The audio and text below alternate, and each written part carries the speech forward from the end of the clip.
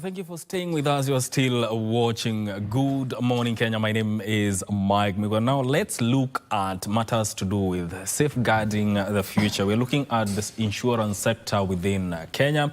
And today we are taking a look at the Insurance Regulatory Authority, Bima Bora kwa Taifa. And joining me for this conversation is Titus Osero, who is a Senior Manager, Actuarial and Data Analytics at IRA. Welcome to the program. Okay, thank you, Presenter Mike. Yes. Yeah, how are you doing this morning? No, I'm very fine. Yes. Maybe you? Yeah, I'm excellent. Okay. Now, let's get into it. Insurance Regulatory Authority. What is your mandate?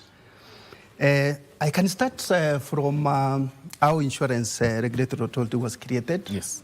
Before, let us say, 2007, it used to be a department under the Ministry of Finance then, which is now the National Treasury. Yes. And then there was an amendment to the Insurance Act in the year December 2006. Then IRA was created. Before that, we had two mandates, which was to regulate and also to supervise the insurance industry. But when IRA was created, we were given a third mandate to promote the development of the insurance industry. To regulate is to set rules which the insurance industry is supposed to follow so that we can have a level playing ground for each of the participants within the insurance industry space. To supervise is to ensure that those rules are followed so that at the end we protect the policyholders, all the beneficiaries.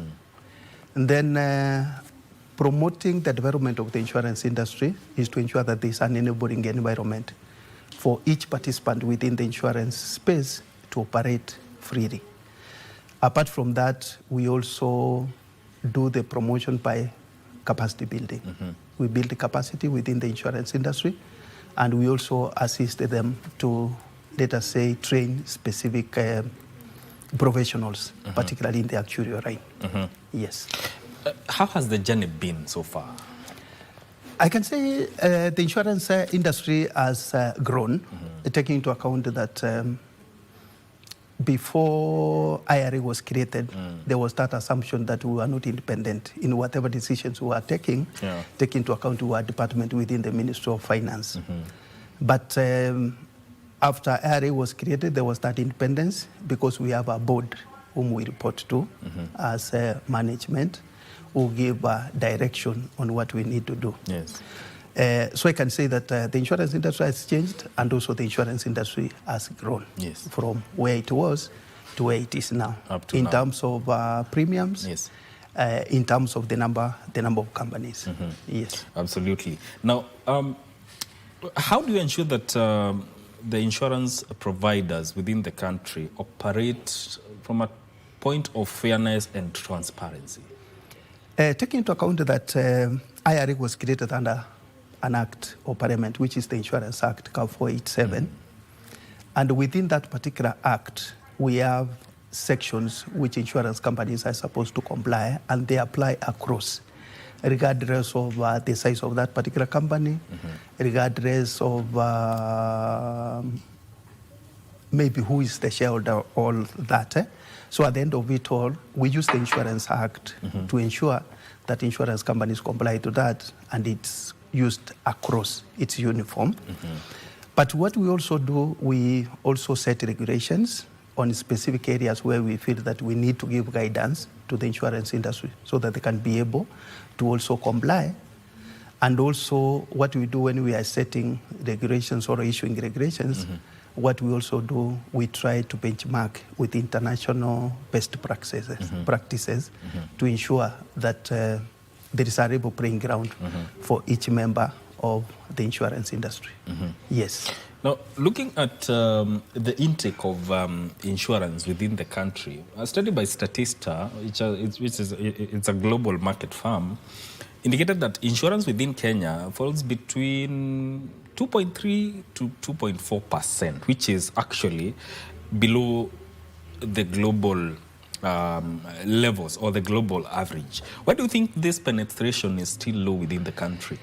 I will start from how penetration is calculated. Yes. You know, we are looking at the gross premium, Yeah. and then we are dividing by the gross domestic product. At the end of it all, if you look at the gross domestic product, there are several factors which are used to derive that particular number. And at times, that particular number grows faster than the way the premium, the gross premium grows. So when you are taking those two numbers to divide them, if the denominator grows faster than the numerator, at the end of it all, it will impact on that particular number, because that's how insurance penetration is calculated. As you have said, is lower than the global average, because by 2024, it was around 2.44. So actually what impacts, let us say, the penetration is what is this denominator which we are using, which is the gross domestic product, which grows faster than the gross insurance premium. Yes. Now, this also means that there's a chance for growth within the country. Yes, there's a chance. How does it look like? There's a chance for growth of the insurance industry, taking into account if now the insurance companies change the way, let us say, they develop products. Take into account the needs have changed, the risks have changed. Yes. How do we ensure that these insurance companies get solutions which will solve those needs which are facing the Kenyan population? How do they ensure that they develop solutions which will take care of the changing risks? Yes. Because if they do that, then we'll have more people who are being brought into the insurance spectrum, and then the insurance should be able to grow, and particularly ensuring that those people at the bottom of the pyramid are taken care of. Yes. Do you think in terms of mindset within Kenya, people still view insurance? When you mention insurance, the first thing that comes to mind is cars and health. In fact, most of the people think that insurance is meant for the rich or the few at the top. And they don't believe that any Kenyan, even those people who are earning, who are low earners, or those people at the bottom of the pyramid, they can be able to access insurance. The biggest issue which has been there is how do those people at the bottom of the pyramid access that insurance? How will the insurance companies ensure that the products which they develop are affordable for those people at the bottom of the pyramid? But now the flip side of it, there is this negative perception about insurance. So the insurance industry needs to change that narrative so that at the end of it all, if I am a Kenyan and I want to list my priorities, I should be able to list insurance as one of the priorities. So the issue of negative perception, the issue of accessibility, and also the issue of affordability. Yes. Yes. Let's take a very short break, and once we come back, we are going to look at the industry performance. Stay with us.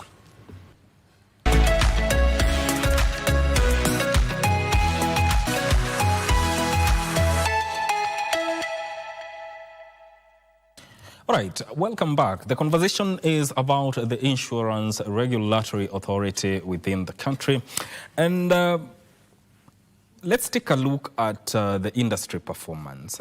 Maybe you would talk about some of the annual performance highlights and milestones within the sector that are there currently.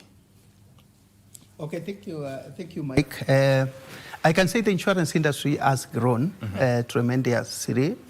Looking at, if we take figures from 2019, the gross premium was around slightly over 200 billion. Yes. But by 2024, the numbers increased to almost 400 billion. And it has been increasing by double digit. Apart from the year 2020 because of COVID, that's the time we had, let us say, the lowest increase in terms of gross premium, which was around 3%. But on top of that is that we look at, let us say, the number of lives who are covered, instead of looking at, let us say, the insurance penetration. Also, that particular percentage has increased because we are looking at the population of Kenya versus the number of people who are covered. Yeah. And that particular number has increased. At 2024, it was around 43% of the Kenyan population who are covered. Yes. Now, you know, every industry has their trends, Yes. which informs how things are going within that. What would you say are the current trends now shaping the insurance industry within Kenya? There are many of them, but the starting one is an accounting standard on how insurance contracts are measured. Yes. Previously, it was IFRS for International Financial Reporting Standard 4, which was on insurance contracts and how those insurance contracts are measured. But starting from 1st January 2023, a new standard came into place to replace the IFRS 4, which we call IFRS 17, which changed the way insurance contracts are measured. Yeah. And the thinking behind it was that how do we have uniformity on how the reporting is done, regardless of which industry you are. If you look at, let us say, a manufacturing insurance company, you should be able to compare, let us say, the accounts for that particular company with an insurance company. Yeah. So the standard came into being 1st January 2023. So companies have been reporting using that particular standard. Annual audited accounts for 2023 and also annual audited accounts for 2024 and also the quarterly returns. And we have been assisting the insurance industry by training them to ensure that they are able to comply with that particular standard. Yes. And then there is the issue of ECG, environment, social, and governance, where environment, it talks about if you are a company, how do you impact the environment? Social is about how do you treat the people? Is there diversity? Do you include them in whatever you are doing? And the governance is how that particular company is run. Yes. Both the diversity, is there accountability, and all that. Then the issue, the other issue is anti-money laundering.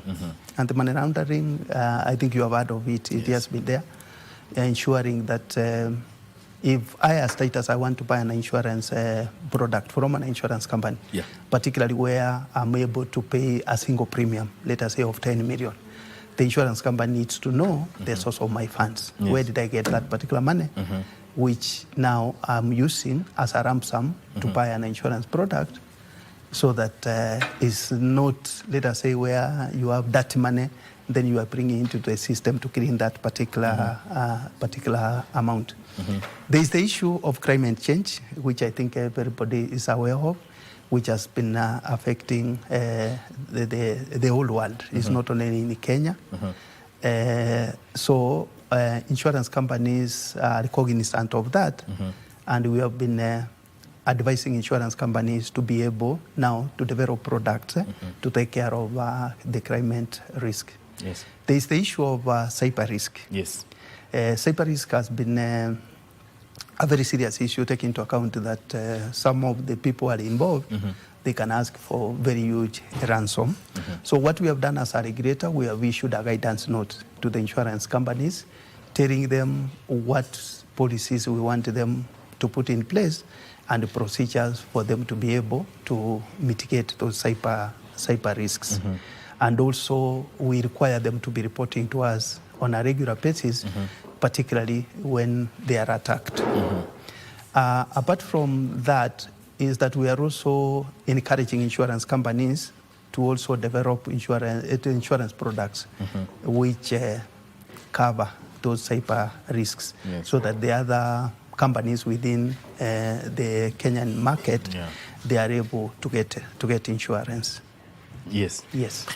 Someone is asking, what are the myths and misconceptions people have about insurance, and also the insurance that you save with, but sometimes you don't get the money? Are there different types of insurance, and maybe an explanation? What is life insurance and how do people preserve them? Maybe we start with the myths and misconceptions about insurance. I think the key here is what I said earlier. There's a negative perception that even if I buy insurance, I might not be compensated when a claim arises. And also there was this issue of when you get a police document, you know, there are those fine small prints, Yes, the fine which prints. now at the time of a claim, that's now the time maybe the insurance company tells you that this is what is making us not to pay that particular claim. Yeah. But what we have done as a regulator, we tried to harmonize or standardize those policy documents so that at the end of it all, we ensure that the policyholders are protected. Yes. So we have standardized most of those policy documents. So to remove those small prints and to ensure also that that policy document should have at minimum a font of 12. Yes. So that at the end you can be able to read. Yes. Two, what we have done, we also go mashinani, where we talk to people and train the people, I can say, who matter in a community, so that they can be able to be talking about insurance, so that people can understand what insurance is all about and what insurance can do for them. So that touches on capacity building. Yeah, that touches on capacity building. So that if you go to the rural areas, at least there's somebody who will be talking about insurance. And there's a time we had a program where we were training 100 insurance agents for each and every county. And the intention was then that this was supposed to be the foot soldiers who would be talking about insurance in those counties. And what we did is that we trained the 47 counties, 100 insurance agents, and those who are supposed now to talk about insurance in those areas. So as I said earlier, the key here is that how do us as a regulator and also as insurance companies ensure that we change that narrative so that somebody knows, as I list my priorities, insurance is one of them, and when I get a problem, I should be able to be compensated. Yes. Indeed. Are you working with other countries or other bodies to ensure that you harmonize insurance within the region? And how does that partnership work, and how does it improve service? We are members of the East African Insurance Supervisors Association, which consists of countries within the East Africa region, where we have staff from IRA who are committee members, where they meet and they discuss how do they align, let us say, the regulatory practices within the region, how do they share the best, let us say, practices within the region, how do they ensure that there is a common reporting of, let us say, statistics within the region. And when they are sharing information, you could find that how, let us say, company A is dealing with, let us say, claims. How do they handle their claims? And you know, with that discussion and sharing, it will enable now the other countries or the other regulators to put systems in place to ensure that service delivery is given to the policyholders. Yes. And apart from that, you will also share on, let us say, if it's pricing of insurance products. How do other companies do their pricing, and how do they ensure that everybody within that particular country is brought into the insurance spectrum? Yes.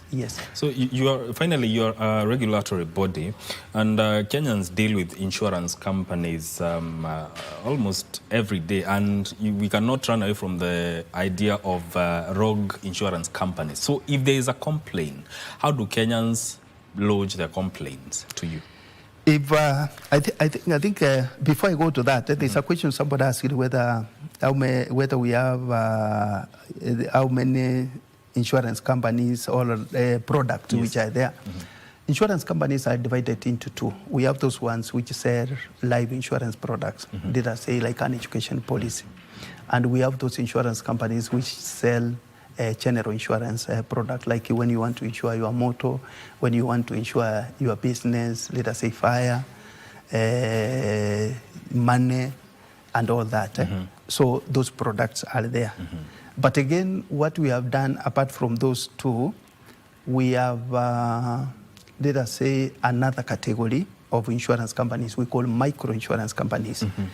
And the aim of this is to ensure that these companies will develop products to take care of those people at the bottom of the pyramid. Mama mbogas, the borders, so that at the end of it, even them, they can be able to access insurance and then it will assist us even to increase penetration or to grow the insurance, the insurance industry. Yes. And then maybe you can repeat your question. Those who have complaints, how can they now the people who have complaints, we have channels of how complaints are sent to IRA. We have a specific department actually which deals with complaints from the policyholders and also the members of the public. So they can do it in writing to us, they can call us, or they can visit our office, and then we'll record that particular complaint, and then we should be able to follow it up with the insurance company to understand why is it that this particular product or this particular complaint is not paid. Yes. Yes. Indeed, there's a lot to talk about, and we'll be engaging you in coming days to talk more on matters to do with the insurance sector within the country. That is Titus Osero, who is a Senior Manager, Actuarial and Data Analytics at Insurance Regulatory Authority here in Kenya. This is where we end this conversation. My name is Mike Migwe. Thank you for tuning in. Vivian Ndegwa is up next with Women at the Forefront. Stay with us. Okay, thank you. Okay, bye.